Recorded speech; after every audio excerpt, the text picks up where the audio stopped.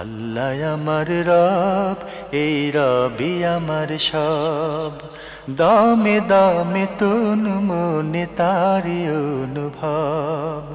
তোমার দুনিয়াতে আমি যেদিকে তাকাই, অথই নিয়ামতে ডুবে আছি সবাই।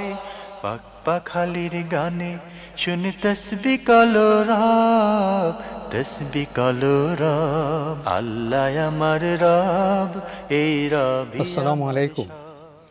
আলহামদুলিল্লাহ, আসসালাতু ওয়াসসালামু আলা রাসূলিল্লাহ। প্রিয় দর্শক, আপনারা যারা দেশে আছেন প্রবাসে, সবাইকে জানাই অনেক অনেক প্রীতি ও শুভেচ্ছা। শুরু হলো এনটিভি আয়োজিত এবং লাভ হলো নিবেদিত অনুষ্ঠান আপনার জিজ্ঞাসা। আপনাদের সাথে আছি আমি জাইনুল আবেদিন আজাদ। আর আপনাদের মনে জাগা প্রশ্নের জিজ্ঞাসার জবাব দিচ্ছেন বিশিষ্ট আলেম ডক্টর মোহাম্মদ সাইফুল্লাহ। আসসালামু আলাইকুম ওয়া রাহমাতুল্লাহি ওয়া বারাকাতুহু। প্রিয় দর্শক, চলুন তাহলে জিজ্ঞাসার জগতে। শুরুতে একটি ইমেল পাঠিয়েছেন নওশাদ মাহমুদ। লিখেছেন, মৃত ব্যক্তিকে কবরস্থ করার পর কি কিছু সময় কবরের পাশে অবস্থান করার প্রয়োজন আছে? যদি থাকে, সময়টা কতক্ষণ? রাসূলুল্লাহ সাল্লাল্লাহু আলাইহি ওয়াসাল্লাম মধ্যে এসেছে যে তোমরা অপেক্ষা করো একটি উট জবেহ করে, মানে এই উট বানানো পর্যন্ত, যতক্ষণ সময় ততক্ষণ পর্যন্ত, অন্ততপক্ষে আধা ঘন্টা, আরও বেশি জবাই করে বানানো আরও সময় লাগে। তো এই সময় অপেক্ষা করবে। এবং এরপর রাসূলুল্লাহ সাল্লাল্লাহু আলাইহি ওয়াসাল্লাম সেখানে বলেছেন, ইস্তাগফিরু লি আখিকুম, তোমরা তোমাদের ভাইয়ের জন্য দোয়া করো, ক্ষমা প্রার্থনা করো। ফাইন্নাহুল আন ইউসআল, কারণ তাকে এখন জিজ্ঞেস করা হবে। এখন কঠিন সময়। হ্যাঁ, এই জন্য মূলত এটিকে আল্লাহ রাসূল সাল্লাল্লাহু আলাইহি ইসলাম মুআনাসা হিসেবে দেখেছেন। মুআনাসা হচ্ছে কিছুটা সাহায্য তাকে দেয়া, তো সে তো চির বিদায় হয়ে গিয়েছে। খুবই উপলব্ধির বিষয়। হ্যাঁ, উপলব্ধির বিষয় হয়েছে। যাদের আবেগ আছে তাদেরও কিছুটা আবেগ প্রশমিত হবে। মানে ধুমধাম করে হইচই করে মাটি দিয়ে তারপরে চলে গেল, মানে সেখানে মানে যেই অন্তরের একটা দিক আছে, উপলব্ধির দিক আছে, আবেগের দিক, উপলব্ধির দিক আছে, সেগুলো সেখানে কাজ করে। আপনজনকে কবর দিয়ে যাচ্ছি, একটু আবেগে আপ্লুত হবে না? একটু সেই চিন্তা হবে না? বিষয়টি এখানে খুবই গুরুত্বপূর্ণ। আল্লাহ রাসূল সাল্লাল্লাহু আলাইহি ইসলাম তো মানে গোটা উম্মতের জন্য রহমত হিসেবে এসেছেন। রহমতের এটাও একটা ধারা।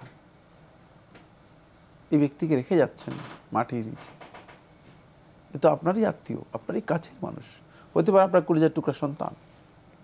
সুতরাং এখানে মুআনাসার বিষয় আছে। মুআনাসা হচ্ছে মানে একটু সাহায্যের বিষয় রয়েছে, হতে পারে মা বাবা। দ্বিতীয় বিষয় হচ্ছে যেটি, সেটা হলো এই বারজাখি হায়াতে কেউ কেউ বিশাল হতাশার মধ্যে পড়ে যায়। আল্লাহ রাব্বুল আলামিনের পক্ষ থেকে এই অবস্থানের কারণে হয়তো আল্লাহ সুবহানাহু ওয়া তাআলা তাকে কিছুটা প্রশান্তি দিতে পারেন, আপনজনের দোয়ার কারণে কিছুটা প্রশান্তি দিতে পারে, কিছু প্রশান্তি পেতে পারেন।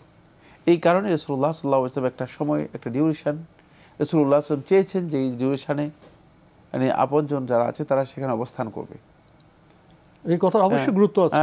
এগুলো খুবই গুরুত্বপূর্ণ বিষয়। তো এই যে বিষয় উপলব্ধি, এই উপলব্ধিটা আমাদের সেন্স থেকে হারিয়ে গিয়েছে। কোনো রকম দায় সারা গোছে কোনো রকম মানে মাটির নিচে চাপা দিতে পারলেই তো, কিছু রিচুয়াল করে মাটির নিচে চাপা দিতে পারলেই তো এই দৌড়, আর মানে আর কে কার খবর রাখে, যেহেতু মানে সরাই দিতে পেরেছি। কিন্তু না, এখানে খেয়াল রাখবেন যে মানুষের মানবাত্মার একটা বৈশিষ্ট্য রয়েছে, সেটা হচ্ছে এটা অনুরাগ, ভালোবাসা, আন্তরিকতা, এগুলো দিয়ে ভরপুর। না, আজ যিনি কবর দিলেন, আগামীকাল তো তাকে কবর দেওয়া হতে পারে। এগুলোর সাথে সম্পর্ক রয়েছে আপনার নিজের অবস্থান। কারণ এই কবরে যতক্ষণ আপনি এখানে থাকবেন তখন আপনি এটাও বুঝবেন, আজকে আমার এই বন্ধু চলে গিয়েছে, আজকে আমার এই ঘনিষ্ঠ ব্যক্তি চলে গিয়েছে, জানি না হয়তো আগামীকাল আমাকে আসতে হবে। এই উপলব্ধিগুলো এখানে সবচেয়ে গুরুত্বপূর্ণ। এই কারণে রাসূল সাল্লাল্লাহু আলাইহি ওয়াসাল্লাম এই অনুমোদন দিয়েছেন। আমার খুবই গুরুত্বপূর্ণ বিষয়ে অবগত হলাম প্রিয় দর্শক। আপনি আরও লিখেছেন, পশ্চিম দিকে পা দিয়ে ঘুমানো জায়েজ আছে কি? না, পশ্চিম দিকে পা দিয়ে ঘুমানো জায়েজ, এই সম্পর্কে কোনো নিষেধাজ্ঞা বা কোনো হারাম কথা আসেনি। পশ্চিম দিকে পা দিতে কোনো ধরনের বাধা নেই। জি, আমরা জানলাম বিষয়টি সম্পর্কে। প্রিয় দর্শক সবশেষে লিখেছেন, অজু না করে কোরআন মাজিদ পাঠ করা যাবে কি? কোরআন ও হাদিসের আলোকে জানতে চাই। উজু ছাড়া কোরআন কারীম তিলাওয়াত করা জায়েজ, এটা আলেমদের বিশুদ্ধ বক্তব্য। কিন্তু কোরআন কারীম স্পর্শ করা জায়েজ নেই। কোরআন কারীমে যে মুসহাফ আছে, মুসহাফ স্পর্শ করা জায়েজ নেই। কোরআনে কারীম আল্লাহ সুবহানাহু ওয়া তাআলা বলেছে, ইন্নাহু লাকুরআনুন কারীম ফি কিতাবিম মাকনুন লা ইয়ামাসসুহু ইল্লাল মুত্তাহহারুন। এটি কোরআনে কারীম, মহিমান্বিত কোরআন। ফি কিতাবিম মাকনুন, সংরক্ষিত কিতাবের মধ্যে এটা রাখা হয়েছে। লা ইয়ামাসসুহু ইল্লাল মুত্তাহহারুন, পবিত্র ব্যক্তিরা ছাড়া আর কেউ এটাকে স্পর্শ করে না। এই আয়াতের তাফসীরে, আহলে তাফসীরে অধিকাংশ আহলে তাফসীর কথা বলেছেন যে এখানে এদিকে ইঙ্গিত দেওয়া হয়েছে, যেটা যে কোরআনের মুসহাফের পবিত্রতা হচ্ছে এটি পবিত্র ব্যক্তি ছাড়া স্পর্শ করবে না। কিন্তু যদি কেউ তেলাওয়াত করতে চায় মুখস্থ থেকে, তার জানা থেকে, তাহলে তিনি তেলাওয়াত করতে পারবেন। তেলাওয়াতের জন্য উজু শর্ত নয়, তেলাওয়াতের জন্য উজু শর্ত নয়। তবে কোরআন তেলাওয়াত, কোরআন মানে কেরাত, এগুলোর ফজিলত এবং মুস্তাহাব তরিকা হচ্ছে উজুর সাথে করা। এটা আল্লাহর কালাম, এটা আপনি সাধারণ কিছু মনে করেন না। আমরা মনে করেছি যে এটা তো অন্যান্য বইয়ের মতো। এটা কিন্তু মানুষের প্রণীত কোনো বই নয়, এটা কোনো রচিত কিতাব নয়, এটা ওহীর মাধ্যমে আল্লাহর কালাম, নাজিলকৃত আল্লাহর কালাম। সুতরাং এই কথা যদি কোনো ব্যক্তির মাথার মধ্যে থাকে, কোনো ব্যক্তির উপলব্ধির মধ্যে এই বক্তব্য যদি থাকে, তাহলে তিনি বুঝবেন যে আল্লাহর কালামের মর্যাদা কত বিশাল। সুতরাং আল্লাহর কালামের শ্রেষ্ঠত্ব হচ্ছে পবিত্রতার সাথে আল্লাহ কালাম তেলাওয়াত করবে। কিন্তু যদি কোনো ব্যক্তি সে পবিত্রতা অর্জন করতে না পারেন, তিনি যদি মানে উজু ছাড়াও তেলাওয়াত করেন, জুমহুর আহলে ইলম বলেছেন যে এটি জায়েজ রয়েছে, করতে পারবেন। কিন্তু আদব হচ্ছে উজু সহ তেলাওয়াত করা। স্পর্শ করার ক্ষেত্রে বিশুদ্ধ বক্তব্য হচ্ছে উজু ছাড়া কেউ স্পর্শ করবে না। এক্ষেত্রে অনেকগুলো হাদিস রয়েছে। কিতাব আমর ইবনে হাজম রাদিয়াল্লাহু তাআলা আনহু, এটি প্রসিদ্ধ একটি কিতাব। রাসূল সাল্লাল্লাহু আলাইহি ওয়াসাল্লাম যে চিঠিগুলো লিখেছেন, যে কিতাবগুলো লিখেছেন, তার মধ্যে এটা একটা কিতাব। মানে এই চিঠিটা আবু বকর ইবনে হাজম রাহিমাহুল্লাহ তাআলার কাছে লিখিত যে কিতাব, এটা সুপরিচিত। এর সনদের পর্যায়ে এমন যে আহলুল তাহকিকের মধ্যে অনেকে বলেছেন যে এর সনদ জিজ্ঞেস করার প্রয়োজন নেই, মানে এত বেশি পরিচিত একটা বিষয় ছিল। সেই কিতাবের মধ্যে স্পষ্ট করা হয়েছে, লা ইয়ামাসসুল কুরআনা ইল্লা তাহির, পবিত্র ব্যক্তি ছাড়া কেউ কোরআন স্পর্শ করবে না। এবং আহলে হাদিসদের মধ্যে অনেকেই এই রিওয়ায়াতটাকে সহিহ বলেছেন, কেউ কেউ দাঈফ বলেছেন, কেউ কেউ দাঈফ বলেছেন। এটার উপর ভিত্তি করেই একদল লোক একথা বলছে যে মানে উজু ছাড়া কেউ কোরআন কারীম স্পর্শ করলে গুনাহ হবে না। কিন্তু যদি হাদিসটি সনদের দিক থেকে যেভাবে বলেছি সনদের দিক সহিহ হয়, তাহলে তো অবশ্যই তিনি এই মাসআলার মধ্যে ভুল করবেন। এই জন্য কোনো সন্দেহ নেই। এহতিয়াত হচ্ছে আল্লাহর কালামের সাথে কোনোভাবেই অবমাননা হয়, কোনোভাবেই আল্লাহর কালামের শান নষ্ট হয়ে যায় এমন কোনো কাজ না করা। সেক্ষেত্রে তিনি স্পর্শ করবেন না, এটাই হচ্ছে বিশুদ্ধ বক্তব্য। তাহলে ওযু ছাড়া যেটা মুখস্থ কেউ তেলাওয়াত করতে চায় করতে পারবে, কোনো কোরআনের যেটা আসল গ্রন্থ মুসাফ সেটা যেটা স্পর্শ করে পাঠ করতে চায় ওযু করতে হবে। আরেকটা হলো যেটা তাফসীর কোরআনের, সেটার জন্য কি ওযু প্রয়োজন হবে? না, শুধুমাত্র কোরআনে মুসহাফ এর ব্যাপারে এই হুকুম। তাফসীর ওযু ছাড়া, তাফসীর হাদিস এগুলোর জন্য ওযু শর্ত নয়। আমরা জানলাম বিষয়টি সম্পর্কে। প্রিয় দর্শক, আমাদের হাতে আর একটি ইমেল চট্টগ্রাম থেকে এক বোন পাঠিয়েছেন, নাম প্রকাশে অনিচ্ছুক। লিখেছেন, আমি আপনার জিজ্ঞাসা অনুষ্ঠানে নিয়মিত একজন দর্শক ও শ্রোতা। বিভিন্ন বিষয়ে জীবনের বিভিন্ন দিকের সমাধান এই অনুষ্ঠান থেকে নেওয়ার চেষ্টা করি। একটা বিষয়ে জানার আগ্রহ থেকে আজকের এই লেখা। জানতে চাই, স্বামীর আনুগত্য বলতে ইসলাম কি বোঝায়? স্বামীর আনুগত্য বলতে ইসলাম বোঝায় কোনো মারুফ কাজে, মারুফ হচ্ছে সঙ্গত, বৈধ, বিবেকসম্মত, বিবেচনাসম্মত, যে কাজের মধ্যে কোনো ধরনের মানে বিবেক বিবর্জিত কোনো নির্দেশ নেই অথবা হারাম নির্দেশ নেই, এই কাজকে মারুফ বলা হয় থাকে। কোনো মারুফ কাজে যদি স্বামী আপনাকে বলে যে এই কাজটি করো, সে কাজটি করাই হচ্ছে স্বামীর আনুগত্য, আর না করাই হচ্ছে স্বামীর অবদ্ধতা।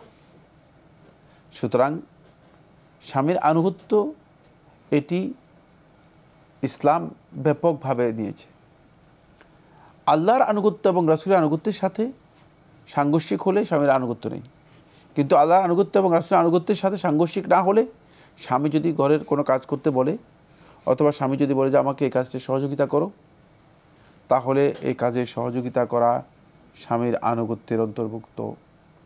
সেক্ষেত্রে আপনি যদি আপনার পক্ষে সম্ভব হয় আপনি সেটা পালন করবেন, আর যদি সম্ভব না হয় তাহলে আপনি আপনার ওজর পেশ করবেন, সুন্দরভাবে এটা জবাব দিবেন, সুন্দরভাবে বলবেন যে আমি তো আসলে এটা করতে পারবো না। যেমন না, সেখানে যেমন হয়তো আপনাকে বলেছে যে আপনি এটারে কি বলে জানি, ওই যে পাটা আছে না, পাটা দিয়ে মরিচ পিষো বা একটা মশলা পিষো, মরিচ অথবা ভর্তা তৈরি করো, কিন্তু আপনি জীবনে করে ভর্তা কিভাবে তৈরি করে দেখেন না, কারো কাছে শুরু।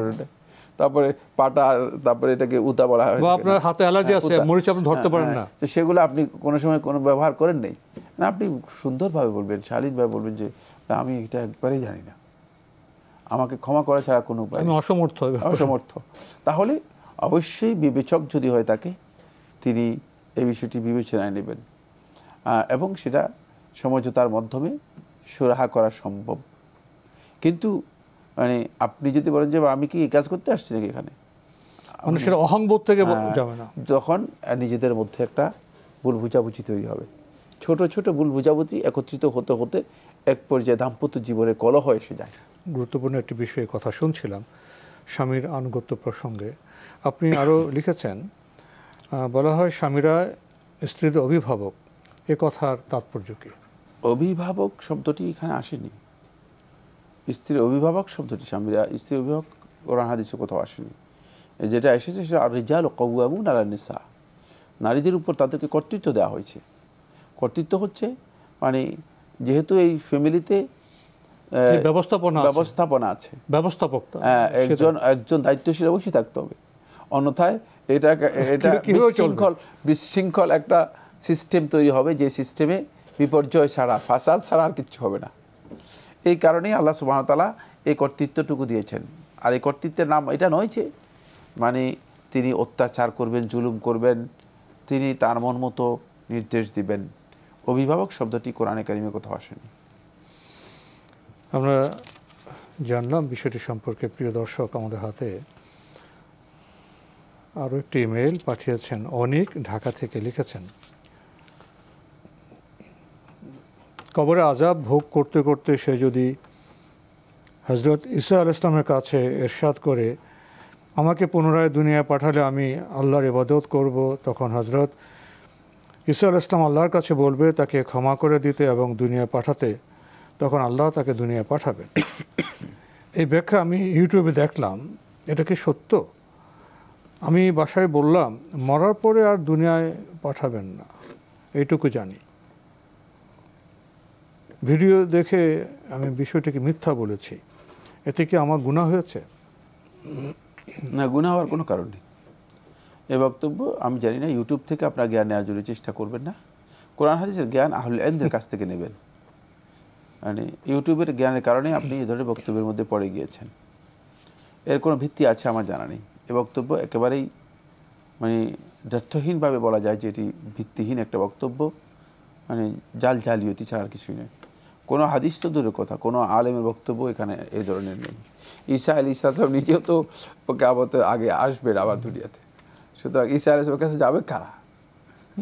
আর মৃত আল্লাহ তো উঠিয়ে নিয়েছেন, আর মৃত ব্যক্তি ঈসা আলাইহিস সালামকে পাবে কোথায়? বারজাখী হায়াতের মধ্যে রয়েছেন, ঈসা আলাইহিস সালামকে পাওয়ার তো সুযোগ নেই। জি, সুতরাং এই কথাগুলো একেবারে ভিত্তিহীন। আমরা জানলাম বিষয়টি সম্পর্কে। প্রিয় দর্শক, আমাদের হাতে আরও একটি ইমেল পাঠিয়েছেন মমতাজ বেগম, শ্রীপুর গাজীপুর থেকে। লিখেছেন,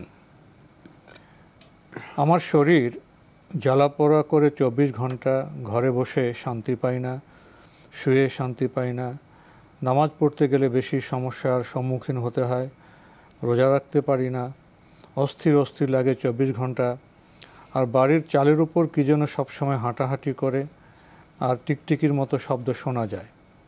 আমার আবেদন, আমার সমস্যা সমাধানের জন্য কিছু বলবেন? ধন্যবাদ আপনাকে। আপনি একটা পরিস্থিতি, একটা সমস্যা নিজের উল্লেখ করেছেন। এরপরে একটা গ্রাউন্ড দেখিয়েছেন যে টিকটিকির মতো আওয়াজ শুনতে পান, ঘরের ছাড়ে কেউ মনে হচ্ছে যেন হাঁটছে, এটি দেখতে পান, শরীরে জ্বালা পোড়া আছে 24 ঘন্টা। 24 ঘন্টা। 1 নম্বর পয়েন্ট হচ্ছে একজন ভালো ডাক্তার দেখান, যিনি সব বিষয়ে ভালো করে আপনার পরীক্ষা নিরীক্ষা করে সিদ্ধান্ত দিতে পারবে যে হ্যাঁ আপনার শারীরিকভাবে কোনো সমস্যা নেই। দ্বিতীয় নম্বর যে বিষয়টি সেটা হলো, যদি আপনি এই ধরনের কোনো আশঙ্কা করেন তাহলে সকাল সন্ধ্যার যে আজকারগুলো আছে, আপনি হিসনুল মুসলিম সহ কিতাবুল আজকার, তারপরে শুধু আল্লাহর কাছে চাই, দোয়া, এই ধরনের বইগুলোর মধ্যে পেয়ে যাবেন সকাল সন্ধ্যার দোয়া, সকাল সন্ধ্যার আজকার। সকাল সন্ধ্যার আজকারগুলো আপনি নিয়মিত পড়বেন। আর সকাল বেলায় আয়াতুল কুরসি পড়বেন একাধিকবার, সন্ধ্যাবেলায় আয়াতুল কুরসি পড়বেন একাধিকবার। আপনি যদি দেখেন যে কমফোর্ট ফিল করতেছেন, তাহলে আপনি বুঝবেন যে আপনার দ্বিতীয় স্টেপে যেতে হবে। দ্বিতীয় স্টেপ হচ্ছে, যদি কেউ জাদু অথবা কোনো ধরনের জিনের মাধ্যমে আপনার ক্ষতি করার জন্য চেষ্টা করে, তাহলে সেই ক্ষেত্রে যারা ভালো রুকিয়া শারঈয়া, মানে শরিয়া সম্মত রুকিয়া ঝাড়ফুঁক করতে পারে, শরিয়া সম্মত রুকিয়া বা ঝাড়ফুঁক যারা করতে পারে, এই ধরনের কোনো ব্যক্তির কাছে গিয়ে একটু ঝাড়ফুঁক নেওয়ার জন্য চেষ্টা করবেন। যদি এ ধরনের কোনো ব্যক্তি পাওয়া যায়, তাহলে তার কাছে গিয়ে ঝাড়ফুঁক নেওয়ার জন্য চেষ্টা করবেন। তাহলে হয়তো আপনি ইনশাআল্লাহ তাআলা আশা করা যায় যে সুস্থ হয়ে যাবেন। তবে প্রথম কাজ যেটা বলেছি সেটা হলো, প্রথমে ডাক্তারের কাছ থেকে পরামর্শ নিতে হবে। আমরা জানলাম বিষয়টি সম্পর্কে। প্রিয় দর্শক, আমাদের হাতে আরও একটি ইমেল, খুবই ছোট্ট ইমেল, যিনি পাঠিয়েছেন নাম প্রকাশে অনিচ্ছুক, লিখেছেন, কারো ছবি দেখে সালাম দেওয়া যাবে কি? ছবিতে সালাম দেওয়ার কিছুই নেই। সালামের জন্য শর্ত হচ্ছে ইজা লাকিতাহু ফাসাল্লিমহু, যখন কোনো মুসলিম ভাইকে সাক্ষাৎ করবে তখন সালাম দেবে।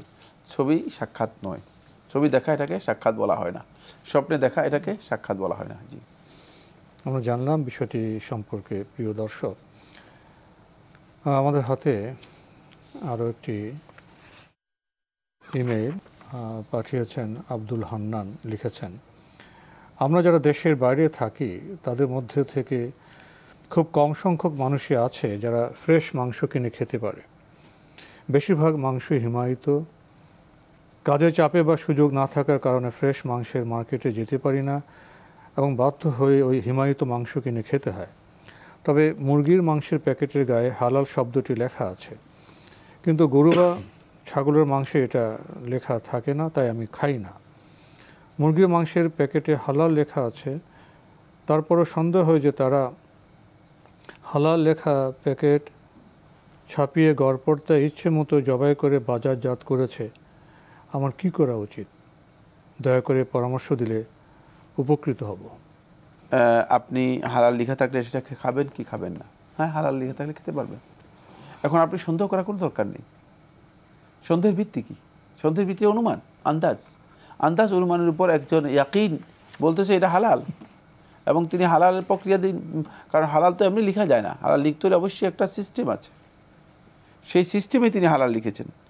সুতরাং যেখানে হালাল লেখা আছে সেটাকে হালাল হিসেবে তার আপনাকে চিহ্নিত করতে হবে, অযথা সংশয় করার কোনো দরকার নেই। আর যেখানে হালাল হারাম লেখা নেই সেটা আপনি জিজ্ঞেস করে দিতে পারেন, সেটা আপনি জিজ্ঞেস করতে পারেন যে জবে করার প্রক্রিয়াটা কী, বৈধ প্রক্রিয়া জবে করা হয়েছে কিনা। যদি বলে যে বৈধ প্রক্রিয়া জবে করা হয়েছে, তাহলে আপনি খেতে পারেন, খাওয়ার হারাম নয়। কিন্তু যদি আপনাকে নিশ্চিত করা হয় যে না, এটা বৈধ প্রক্রিয়া জবে করা হয়নি, হালাল প্রক্রিয়া জবে করা হয়নি, তাহলে আপনি খেতে পারবেন না। আর যদি কনফিউশন থেকে যায়, উত্তম হচ্ছে বর্জন করা, আমরা জানলাম বিষয়টি সম্পর্কে। প্রিয় দর্শক, আরও লিখেছেন,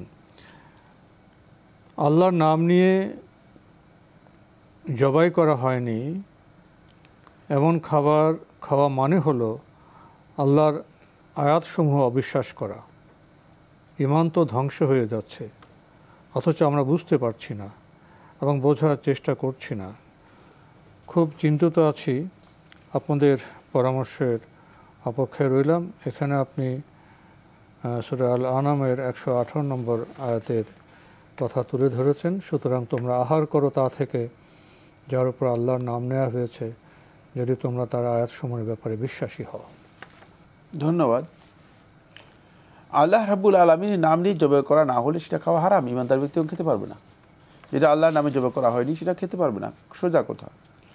এর মাধ্যমে বেঈমান হয়ে যাবে, এ কথা শুদ্ধ নয়, এ কথা শুদ্ধ নয়।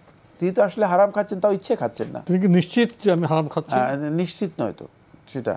তো এই ক্ষেত্রে আপনি যদি আপনার কনফিউশন থাকে, আমরা আগেও বলেছি, যদি কোনো কারণে আপনি মনে করেন যে এটা হালাল কিনা এই প্রশ্ন আছে, হালাল হারামের এই ধরনের কোনো প্রশ্ন থাকলে, তাহলে সেক্ষেত্রে আপনি ওই মানে বস্তু বর্জন করা আপনার জন্য ওয়াজিব, ওই বস্তু বর্জন করা ওয়াজিব। কিন্তু কোথায় আপনি যদি মুসলিম দেশে হন আপনার এক হুকুম, অমুসলিম দেশে হন আরেক হুকুম।